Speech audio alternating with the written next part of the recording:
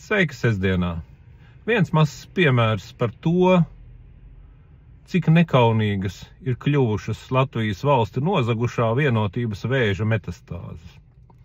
Un tātad šodien ir sestdiena, 10. maijs, samainītā darbdiena.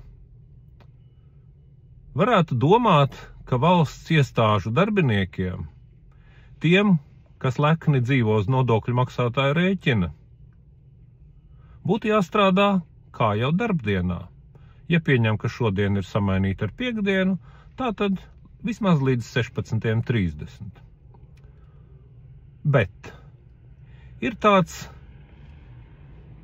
izbijušais drošības policijas darbonis, tagad iekšlietu alko ministrs, vienotības vēža pārstāvis Rihards Kozlovskis, kura personiskā pārziņā ir Pilsonības un migrācijas lietu pārvalde, kura valda šīta vienotības vēža ieceltā Maira Roze. Pilsonības migrācijas lietu pārvalde ir slavena ar to, ka ilgstoši nespēja nodrošināt vienu no Latvijas pilsoņu pamattiesībām uz savu personu apliecinošu dokumentu. Kā jūs domājat, līdz cikiem šodien, 10. maijā, taisās strādāt iekšlietu ministra Riharda Kozlovska, vienotības vēža pārstāvja, pārraudzībām pakļautībā esošās Pilsonības un migrācijas lietu pārvaldes darbinieki?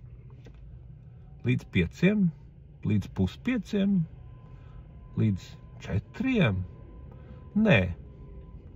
Vienotības vēža, iekšlietu ministra Riharda Kozlovska personiskā pakļautībā un pārraudzībā un ir līdz ar to atbildībā esošā Mairas Rozes vadītā Pilsonības un migrācijas lietu pārvalde un tās darbinieki šodien ir oficiāli paziņojuši, ka viņi strādās līdz 2:00.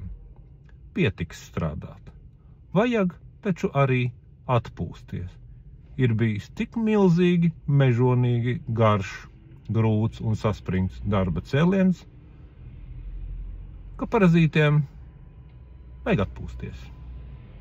Un tātad, atšķirībā no parastajiem cilvēkiem, Riharda Kozlovska pārraudzībā esošie darbinieki šodien dodas atpūsties jau 2:00.